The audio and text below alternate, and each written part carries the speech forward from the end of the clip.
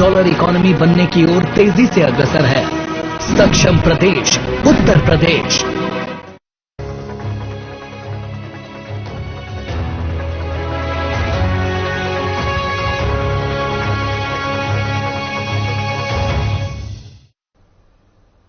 नमस्कार, स्वागत है आप सभी का मध्य प्रदेश और छत्तीसगढ़ की खबरों में। मैं आपके साथ निकिता कश्यप। बुलेटिन की शुरुआत करते हैं इस वक्त के हेडलाइंस के साथ। बमोरी विधानसभा का मंत्री महेंद्र सिंह सिसोदिया ने किया भ्रमण, जनसंपर्क कर सुनी लोगों की समस्याओं के निराकरण के लिए अधिकारियों को दिए निर्देश। शमशाबाद में कांग्रेस की जन आक्रोश यात्रा को लेकर बैठक। 30 सितंबर को होगी जन आक्रोश यात्रा। बैठक में यात्रा की तैयारियों पर हुई चर्चा।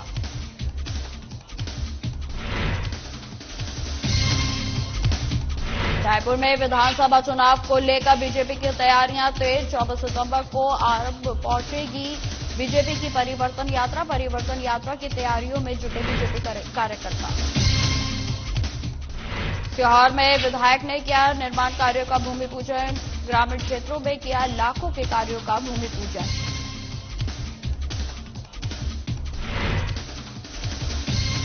और कोंडागांव में नवाखानी पर एकजुट हुए कलेक्टर संग ग्रामीणों के साथ कलेक्टर ने मनाया पर्व।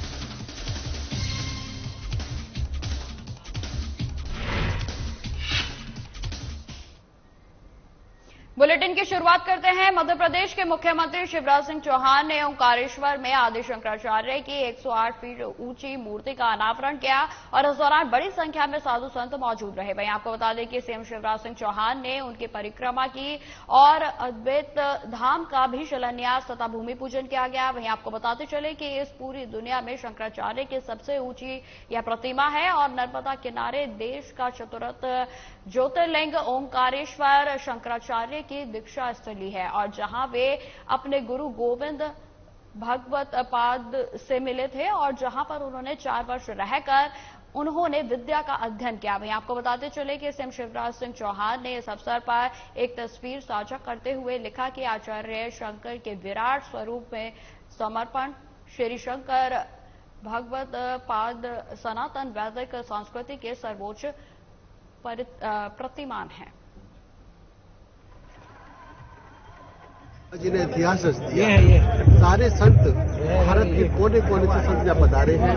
इतनी बड़ी प्रतिमा का जो आज आवरण हो रहा है, उसका उद्घाटन हो रहा है हमारे सीएम साहब के साथ में, अवधेशानंद जी महाराज के साथ में। मैं फिर कह रहा हूँ, ये सरकार सनातनी है, ये हिंदुत्व वाली है, सबके साथ सबके विकास वाली है। मैं सबको ये कह रहा हूँ कि ऐसा इतना अच्छा काम इस सरकार के सिवा कोई नहीं कर सकता है जो आज इतिहास रच दिया है। मैं बहुत बहुत साधुवाद देता हूँ मध्य प्रदेश की जनता को, बहुत बहुत साधुवाद, बहुत आशीर्वाद। और ऐसी सरकार को, पूरे सरकार के जितने भी मंत्री हैं सबको, जहाँ के विधायकों को बहुत बहुत साधुवाद आशीर्वाद देता हूँ। ऐतिहासिक काम किया है, छोड़ पर यह लिखा जाएगा। बहुत बहुत साधुवाद। जब आपको लगता है कि आपकी जिंदगी सार्थक मुझे कुछ ऐसा किया है, भले निमित्त हो लेकिन कुछ ऐसा हुआ है जो वर्षों तक देश को, प्रदेश को और दुनिया को दिशा दिखाई। सनातन को लेकर चलिए आप सब पधारे। आपका छत्तीसगढ़ दौरे पर आई कांग्रेस की राष्ट्रीय महासचिव प्रियंका गांधी को महिला समृद्धि सम्मेलन के बाद विदाई के समय प्रदेश कांग्रेस महासचिव मलकीत सिंह गेदू से परिचित करवाया गया। वहीं आपको बता दें कि इस दौरान सीएम भूपेश बघेल, कांग्रेस प्रभारी कुमारी शैलजा, प्रदेश कांग्रेस अध्यक्ष सांसद दीपक बैज ने बताया कि वे 2013 में कांग्रेस की परिवर्तन यात्रा पर हुए झीरम हमले के चश्मदीद हैं। तो प्रियंका की आंखों में संवेदना भर आई। वहीं आपको बता दें कि इस दौरान प्रियंका गांधी को वह मंजर याद आ गया जब कांग्रेस ने आजाद भारत में लोकतंत्र के लिए इतनी बड़ी कुर्बानी दी।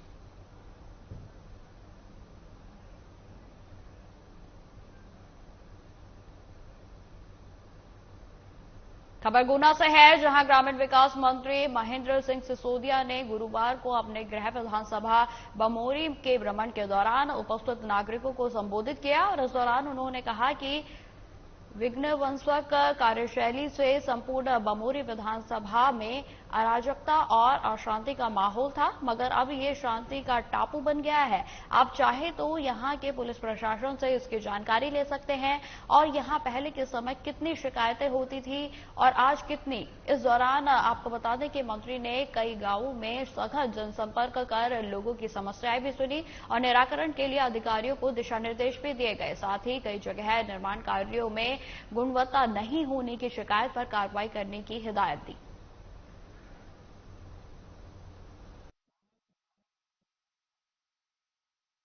इलाज की आयुष्मान कार्ड ये प्रधानमंत्री मोदी जी ने दी। लाडली बहना 1250 रुपए। परिवार की 3 बहुएं हैं तो तीनों को 1250 मिलेगा और उस परिवार के बुजुर्गों को 6,000 प्रधानमंत्री जी और 6,000 रुपया मुख्यमंत्री जी शिवराज सिंह जी 12,000 रुपए साल का किसान सम्मान निधि का वो दे रहे हैं। कहने का मतलब ये है कि प्रति व्यक्ति का अगर परिवार को हम देखें तो 1 लाख रुपया कम से कम केंद्र और मध्य प्रदेश की भारतीय जनता पार्टी की सरकार अपने खातों में। आगामी चुनावों को लेकर बीजेपी अपनी पूरी ताकत लगा रही है और बीजेपी ने वोटरों को साधने के लिए छत्तीसगढ़ में परिवर्तन यात्रा की शुरुआत की। वहीं आपको बता दें कि बीजेपी की परिवर्तन यात्रा 24 सितंबर को आरंग पहुंचने वाली है और जिसकी तैयारी में आरंग क्षेत्र के बीजेपी कार्यकर्ता लगे हुए हैं। वहीं आपको बता दें कि इसी सिलसिले में आरंग नगर पालिका के बीजेपी कार्यालय में विशेष बैठक भी बुलाई गई और इस दौरान परिवर्तन यात्रा की तैयारी और व्यवस्था को लेकर चर्चा की गई। इस बैठक में गुरु खुशवंत साहिब के साथ सैकड़ों की संख्या में कार्यकर्तागण मौजूद रहे।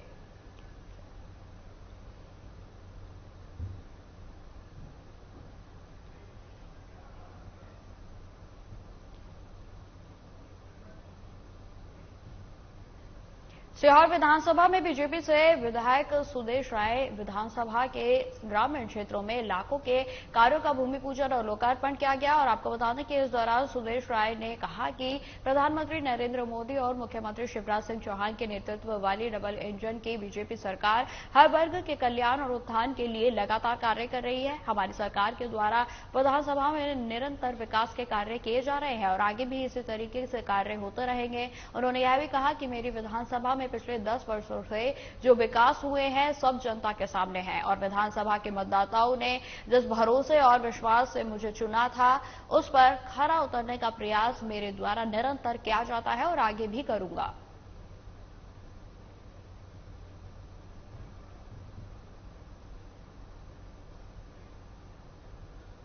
शमशाबाद में होने वाली कांग्रेस की जन आक्रोश यात्रा की तैयारी तेज हो गई है। आपको बता दें कि जिसको लेकर जिलाधिकारी राकेश कटारे ने नेताओं और कार्यकर्ताओं से बैठक की और बैठक में यात्रा की तैयारियों पर चर्चा का जो रूप है वो तैयारी की गई है। आपको बता दें कि इसके साथ ही मध्य प्रदेश सरकार के द्वारा किए गए घोटाले को उजागर करने की भी बात कही गई। ऐसे में मीडिया से बातचीत के दौरान बीजेपी पर जमकर निशाना साधा और कहा कि एक घोषणा पूरी होती नहीं है, नई घोषणा करने से क्या फायदा, कई घोषणाएं अधूरी हैं।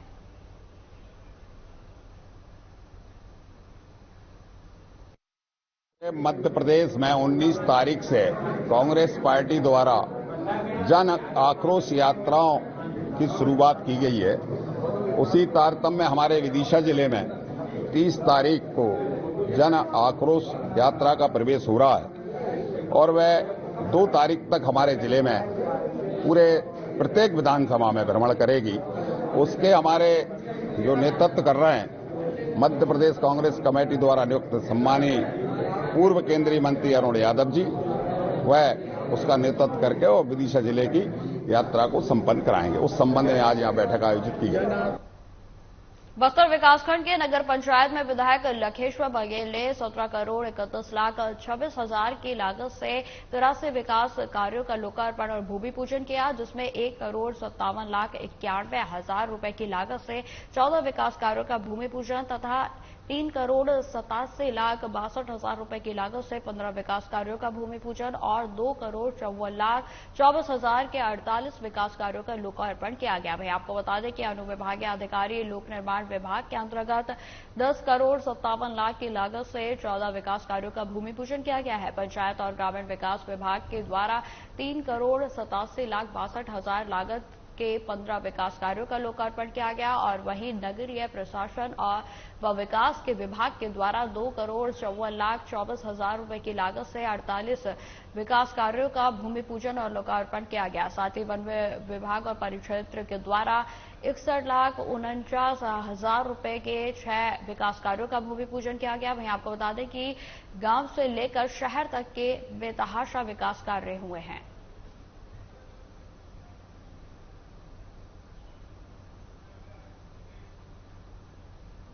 सारणगढ़ में लगातार डेंगू का खतरा बढ़ता ही जा रहा है। आपको बता दें कि नालियों में गंदे पानी से मच्छर मक्खी की तादाद में भी इजाफा हो रहा है। वहीं समाज सेवी सतीश यादव ने प्रशासन से अनुरोध करते हुए कहा कि लार्वा की जांच तेजी से की जाए और नगर पालिका की ओर से फॉगिंग की जाए। वहीं आपको बताते चले कि जिला मलेरिया अधिकारियों ने घरों के अंदर फॉगिंग करने के निर्देश दिए हैं और कहा कि प्रशासन शहर की नालियों और जलभराव स्थान वाली जगहों पर लार्वा की जांच कराए और उसके साथ ही फॉगिंग भी सही तरीके से की जाए। बताते चले कि स्वास्थ्य अधिकारी डॉक्टर FR निराला ने कहा कि पानी में अगर लार्वा दिख रहा है तो ये डेंगू के एडिस मच्छर का लार्वा नहीं है बल्कि यूक्लेव मच्छर का लार्वा है।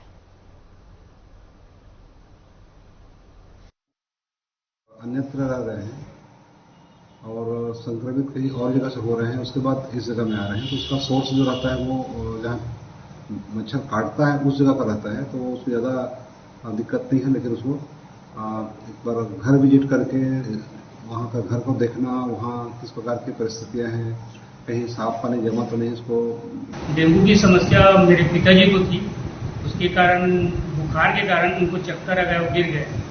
यहाँ इलाज संभव नहीं है करके डॉक्टरों का कहना था। मैं उनको रायपुर लेके गया और रायपुर में 1 हफ्ते हॉस्पिटल में रहा और वहाँ इलाज कराने के बाद फिर वापस लेके आया, जिसमें मेरे को बहुत ज्यादा आर्थिक हानि हुई है, समझ लीजिए। क्या लगता है सारंगढ़ में डेंगू का प्रकोप बढ़ते जा रहा है? डेंगू का प्रकोप भी मतलब सफाई की व्यवस्था प्रशासन की तरफ से जीरो है। नालियों की सफाई नहीं है, ठहरे हुए पानी है जिसमें मच्छर पनप रहे हैं। अगर इसका जल्द से जल्द कुछ उपाय नहीं किया गया तो इसमें आम लोगों को, गरीब जनता को बहुत ज्यादा परेशानियों का सामना।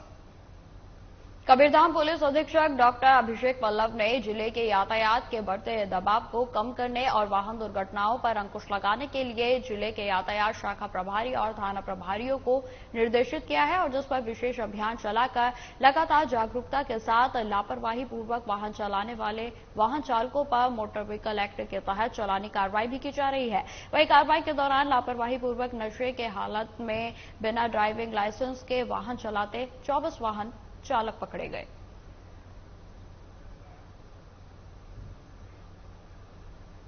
सेंधवा में ओंकारेश्वर में आदि गुरु शंकराचार्य के 108 फीट लंबी प्रतिमा का अनावरण का सीधा प्रसारण राजराजेश्वर मंदिर पर बड़ी LED से नगर पालिका परिषद ने दिखाया। वहीं आपको बता दें कि जानकारी के मुताबिक गुरुवार को ओंकारेश्वर में आदि गुरु शंकराचार्य की 108 फीट ऊंची प्रतिमा का अनावरण मुख्यमंत्री शिवराज सिंह चौहान के हाथों संपन्न हुआ।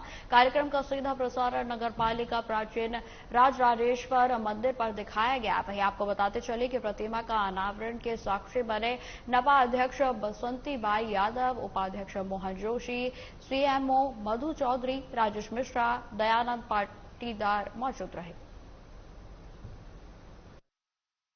आदि गुरु शंकराचार्य जी की जो प्रतिमा है 108 फीट की, उसका आरोहण हो रहा है, जिसके साक्षी बनने के लिए हम यहाँ पर उपस्थित हुए हैं और यहाँ पर नगर पालिका अध्यक्ष सहित पार्षदगण एवं नगर पालिका का पूरा स्टाफ यहाँ पर उपस्थित था, जो इस चीज का गवाही। कांग्रेस के द्वारा निकाली गई जन आक्रोश यात्रा में जीतू पटवारी का कांग्रेस के नेता जगदीश धनगर फौजी ने युवाओं के साथ जबरदस्त स्वागत किया और इसी क्रम में जीतू पटवारी ने जगदीश के सिर पर हाथ रखकर अपना आशीर्वाद दिया और खेती का प्रतीक माने जाने वाले ट्रैक्टर पर बैठकर जीतू पटवारी स्वयं ट्रैक्टर चलाया गया उनके द्वारा। और वही आपको बता दें कि जगदीश फौजी के साथ बैठकर उन्होंने किसान का अभिवादन का भी स्वीकार किया और साथ ही जगदीश के साथ जीतू पटवारी का जबरदस्त स्वागत किया गया।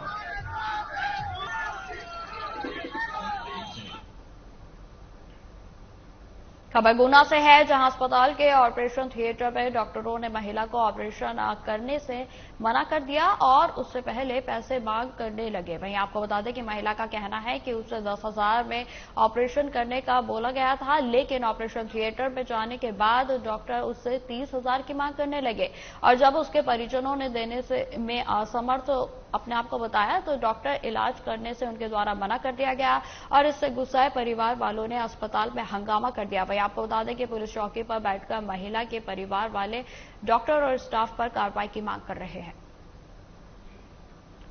तो आपको बता दें कि एक बेहद ही विचलित करने वाला जो ये मामला है जो कि सामने आया है, जहां पर एक तरफ डॉक्टरों को भगवान माना जाता है तो वहीं आप बीच में देख सकते हैं कि बीच अधर में किस तरीके से एक महिला के ऑपरेशन करने के लिए जो है मना कर दिया जाता है और जिसका कारण है कि उससे ऑपरेशन की जो राशि तय हुई थी उससे अधिक राशि मांगी जाती है। आपको बता दें कि मामला गुना का है, जहां पर डॉक्टरों के द्वारा ऑपरेशन थिएटर में जब महिला प्रवेश कर लेती है तो पहले जो ऑपरेशन की राशि थी वो 10,000 रुपए जो है बताई जाती है और जिसमें ऑपरेशन करना तय किया जाता है। लेकिन आपको बता दें कि जब ऑपरेशन थिएटर में महिला के द्वारा प्रवेश कर लिया जाता है तो उसके बाद डॉक्टरों के द्वारा महिला से, ना कि उसके दूसरे परिवार वालों से, बल्कि महिला से 30,000 रुपए की मांग की जाती है और उसके बाद डॉक्टरों के द्वारा यह भी कहा जाता है कि जो आगे की प्रक्रिया है वह तभी की जाएगी जब आपके द्वारा पैसे दिए जाएंगे। तो ये बेहद ही एक गंभीर जो है मामला है, जिसमें कि आप डॉक्टर्स को एक तरफ जहां मरीज भगवान समझता है और वहीं पर दूसरी ओर किस तरीके से आज अस्पतालों में जो इलाज है उसको व्यवसाय का जरिया बना लिया है और लोग इस कदर आज लालची हो चुके हैं कि लोगों की जान का भी जो है उनको सौदा करने में कोई संदेह नहीं होता।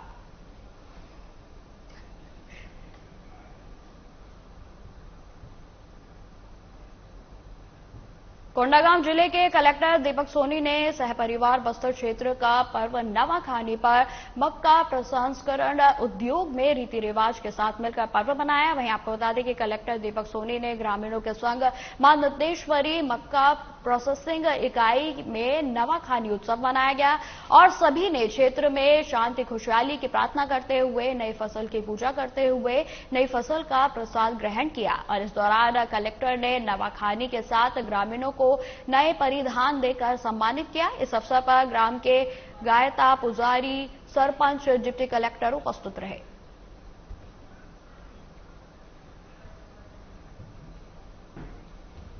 जिले में राज्य शासन के निर्देश अनुसार, माननीय मुख्यमंत्री जी के मार्गदर्शन अनुसार मक्का प्रसंस्करण प्लांट का निर्माण किया जा रहा है, जिसमें कि मक्के से इथेनॉल बनाया जाएगा। और इसमें जिले के जो हमारी सहकारी समिति है उसमें 46,000 किसान जुड़े हुए हैं और डेली प्रतिदिन 210 टन मक्का का उपयोग होगा और 80,000 लीटर यहाँ पे इथेनॉल का उत्पादन होगा। और यहाँ पे 46,000 किसानों को सीधे रूप से लाभ मिलेगा, क्योंकि डेली अगर 210 टन मक्के की खपत हो रही है तो पूरे क्षेत्र का मक्का यहाँ पे आराम से क्रय कर लिया जाएगा। इसकी क्रय पॉलिसी भी बन गई है, यहाँ पे मानव संसाधन नीति भी बन गई है। वही मानव संसाधन के लिए नियुक्ति की कार्रवाई चल रही है और अभी जब माननीय मुख्यमंत्री जी का प्रवास शीघ्र ही जिले में होने वाला है तो उस प्रवास के दौरान माननीय मुख्यमंत्री के कर कदमों से मक्का खरीदी की शुरुआत कर दी जाएगी, जो कि किसान बहुत दिन से वेट कर रहे हैं। तो जितने किसान जुड़े हुए हैं और उसके अलावा जो वर्तमान में सहकारी समिति से नहीं जुड़े हैं उनसे भी मक्का खरीदी जो है का शुभारंभ माननीय मुख्यमंत्री जी द्वारा।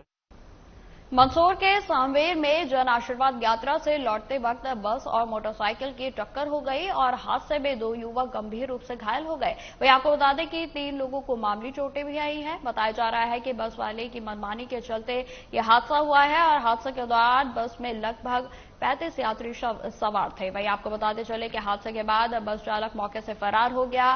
बाद में जो गुस्साए युवक हैं उन्होंने बस के कांच को तोड़ दिया और जानकारी मिलते ही मौके पर पहुंची पुलिस ने घटनास्थल पर जांच भी शुरू कर दी है।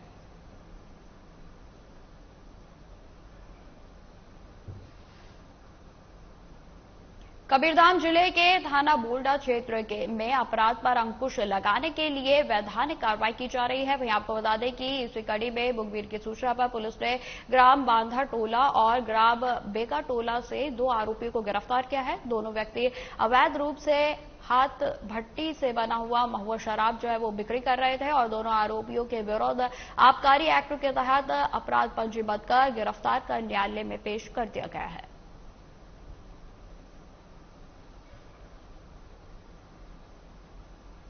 उज्जैन से एक दिल दहला देने वाली घटना सामने आई है। आपको बता दें कि जीवाजीगंज थाना क्षेत्र के जानकी नगर इलाके में एक युवक ने अपनी पत्नी और 2 बच्चों की हत्या करने के बाद खुद भी फांसी लगाकर आत्महत्या कर ली। आपको बता दें कि वही सूचना के बाद मौके पर पहुंची पुलिस ने चारों शवों को कब्जे में लेकर पोस्टमार्टम के लिए जिला अस्पताल पहुंचाया। फिलहाल हत्या के कारणों का पता नहीं लग सका है। वहीं आपको बताते चले कि पुलिस पूरे मामले की जांच में जुटी है। वहीं फॉरेंसिक अधिकारी आरसी भाटी ने बताया कि प्रारंभिक जांच में महिला और 2 बच्चों की हत्या गला घोंटकर की जाना प्रतीत हो रहा है।